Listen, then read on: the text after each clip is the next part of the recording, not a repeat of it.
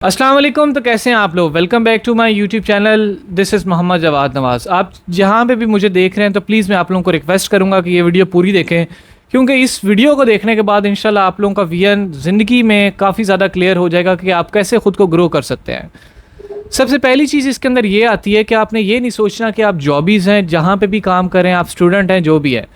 सबसे पहले अपना ये माइंडसेट क्लियर करना है कि आपने ज़िंदगी के अंदर कभी भी अपने खर्चे से मुराद ये कि अपनी लाइबिलिटीज़ तब तक नहीं बढ़ानी कि जब तक आपको पता ना हो कि मैं जो ये ख़र्चा अपना बढ़ा रहा हूँ, लाइबिलिटी बढ़ा रहा हूँ, इसको अफोर्ड करने के लिए मेरे पास कोई एक इनकम जनरेशन है कि नहीं है। मैं आपको इसकी मिसाल लेता हूँ कि फ़ॉर एग्ज़ाम्पल बहुत एक कॉमन ट्रेंड है हमारे पास कि मैं अपने स्टूडेंट्स को भी ऐसा जानता हूँ कि जो ख़ुद तो फ्रीलांसिंग कर रहे हैं, अभी वो हार्डली मंथली 40-50 हज़ार कमाने लगते नहीं हैं कि वो जनाब साहब आईफोन 13 ख़रीद लेते हैं, आईफोन 14 ख़रीद लेते हैं। तो लाइबिलिटीज़ कभी नहीं बढ़ाते।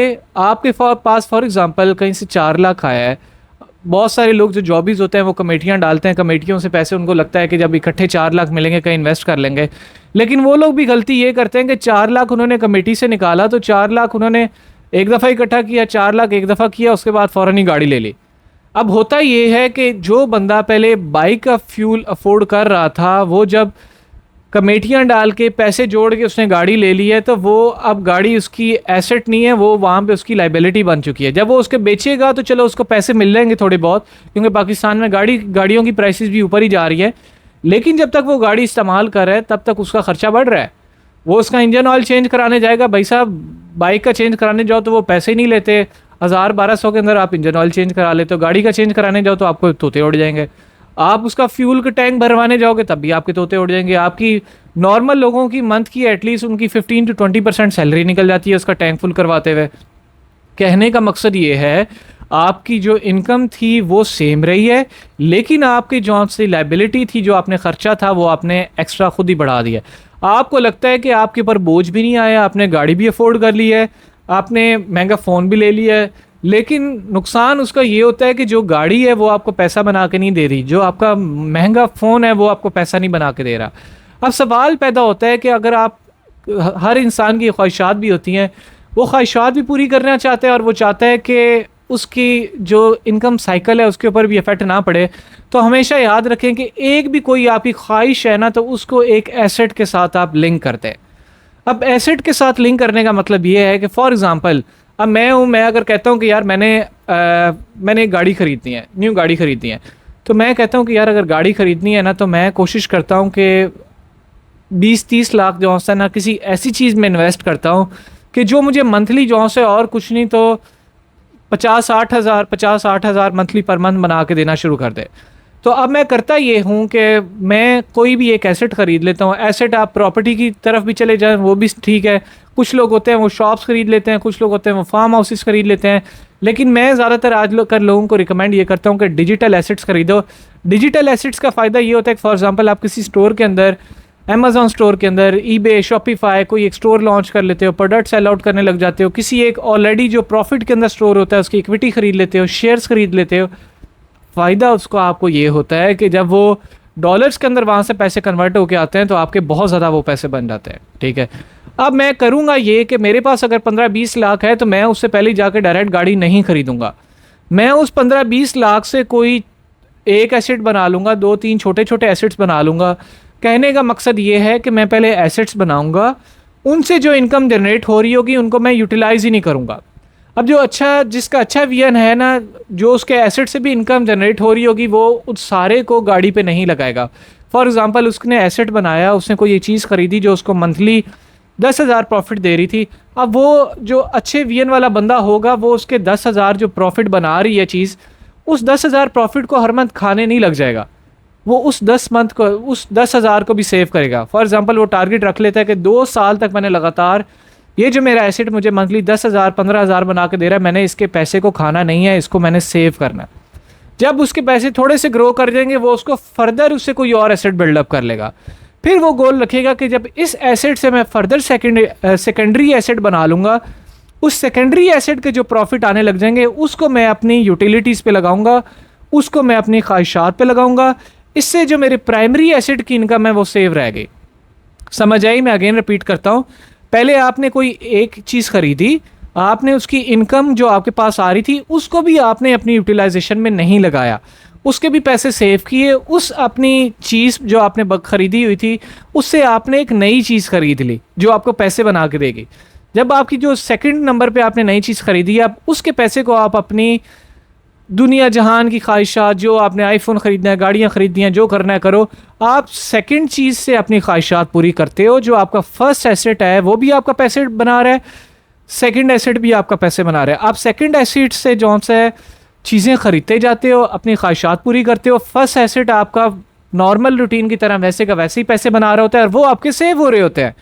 अब वो जो आपके पैसे बना रहा था उससे आप मज़ीद एसेट ख़रीदते जाते हैं और जो दूसरा आपका सेकंड एसेट था उससे आप अपनी ख्वाहिशात पूरी करते जाते हो। इस तरह एक वक्त आप पे ऐसा आता है कि आपके पास इतने ज़्यादा सोर्सेज ऑफ इनकम हो जाते हैं।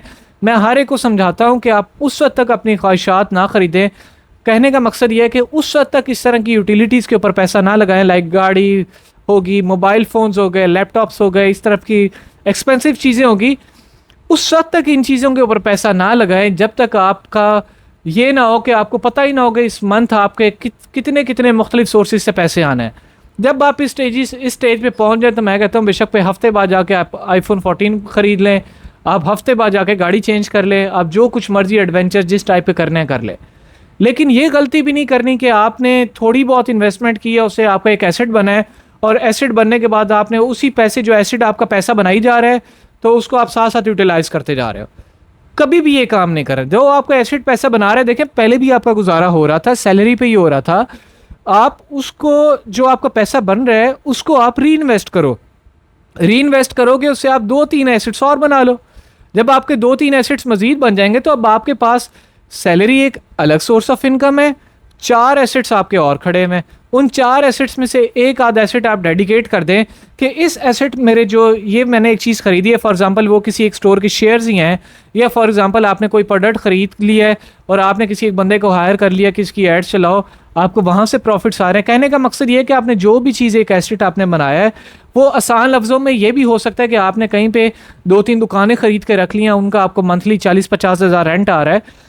तो आपने ये सोचना है कि यार जो मेरी वो वाली 10 दुकानें हैं ना, उन 10 शॉप्स का मैंने रेंट जो है बिल्कुल भी यूज़ नहीं करना, और जो दूसरी उसके अलावा 3 शॉप्स हैं उनका मैं जहाँ चाहे पे अय्याशी कर सकता हूँ, मैं बच्चों पे लगाऊँ, ख़ुद पे लगाऊँ, जो चीज़ मैं मर्ज़ी चाहूँ ख़रीद सकता हूँ।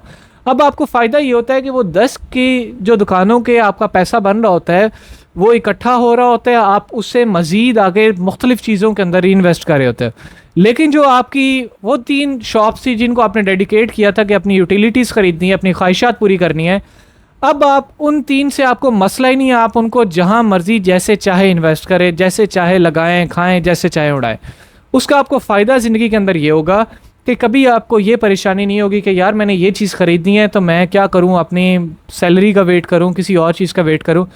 जब आपको 11-12, 3-4 सोर्सेज ऑफ इनकम से पैसे आ रहे होंगे, आपको कभी इस चीज़ में तकलीफ़ नहीं होगी कि मैं कोई एक नई चीज़ ख़रीदना चाहूँ।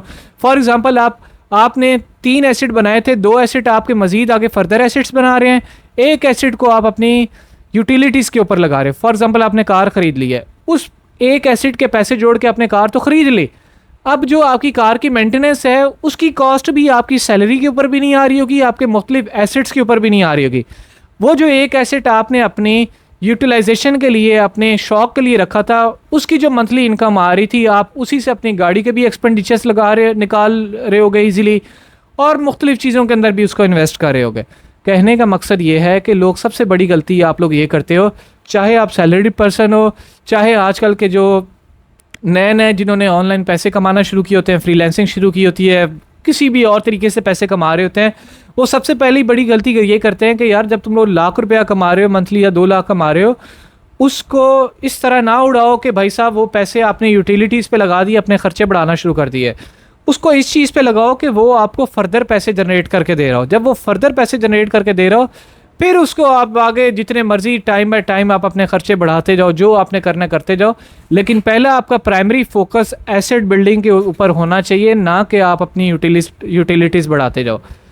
होपफुली मैंने जो आपको एक कॉन्सेप्ट समझाया है, इस कॉन्सेप्ट के ऊपर अगर आप काम करते हैं ज़िंदगी के अंदर, तो मेरी आपको ये गारंटी है, चाहे आप स्टूडेंट हैं, चाहे आप मंथली 10,000 कमा रहे हैं, 20,000 कमा रहे हैं, चाहे आप मंथली 15-20 लाख कमा रहे हैं, अगर आप इस मॉडल के ऊपर चलते हैं, इस कॉन्सेप्ट को अपने जहन के अंदर रखते हैं, तो मैं आपको गारंटी देता हूँ कि ज़िंदगी के अंदर आपको कामयाब होने से कोई नहीं रोक सकता। एक और मैं आपको एडवाइस देता जाऊँगा कि देखें, ज़्यादा पैसा कमाना बुरी बात नहीं है, लेकिन पैसे को नेगेटिव चीज़ों पे इन्वेस्ट करना बुरी बात है। पैसा आने से आपके अंदर गरूर आ जाना ये बुरी बात है। एक बहुत अच्छी सेइंग है, एक बहुत अच्छी कोटेशन है कि अगर आप ज़िंदगी में जेनरस थे, मतलब आप लोगों के ऊपर पैसा लगाते थे, तो ज़्यादा पैसा अगर आपके पास आएगा तो आप ज़्यादा जेनरस हो जाओगे, आप लोगों के ऊपर ज़्यादा लगाने शुरू कर दोगे, अल्लाह की मखलूक को ज़्यादा फ़ायदा पहुँचाने लग जाओगे। कहने का मकसद ये है कि पैसा आना बुरी बात नहीं है, पैसा कमाना बुरी बात नहीं है, लेकिन 2 नंबर तरीके से पैसा कमाना बुरी बात है, 2 नंबर चीज़ों पे पैसा इन्वेस्ट करना बुरी बात है, हराम तरीक़ों से पैसा कमाना बुरी बात है। तो इन चीज़ों को कंफ्यूज नहीं करना। बहुत सारी हमारी सोसाइटी के अंदर फेक मोटिवेशन है जिसमें कहते हैं पैसे की तरफ ना भागो। यार एफर्ट करो, पैसा आपका खुद बनेगा। फिर ये कि पैसे को खुद के अंदर गरूर ना पैदा करो, उसको नेगेटिव चीज़ों में ना लगाओ, लोगों की मदद करो। जब आप लोगों की मदद करते हो तो एक तो ना सिर्फ आपका रेवेन्यू जनरेट हो रहा होता है, साथ में ये कि अल्लाह आपके रिस्क में बरकत डाल रहे होते हैं, आप ऑटोमेटिकली खुद ग्रो कर रहे होते हो। तो इस तरह की स्टीरियोटाइप से भी बचें। जो मैंने आपको मॉडल समझाया ये स्पेशल मेरे जो फैंस हैं, मेरे फ्रेंड्स हैं जो मुझे देखते हैं, ये उनके लिए मैंने वीडियो बनाई थी ताकि आप लोगों को ज़िंदगी के अंदर कोई डायरेक्शन मिले। आप लोग कभी भी ऐसे लोगों की तरह ना बने कि जिन्होंने ज़िंदगी के अंदर पैसा कमाया भी और डुबा दिया। होपफुली आपको वीडियो अच्छी लगी होगी, इसको ज़रूर शेयर करें ताकि लोगों का, बाकियों का भी विजन क्लियर हो। इसी तरह मुझे दीजिए इजाज़त, अपना ख्याल रखिएगा, अल्लाह हाफ़िज़।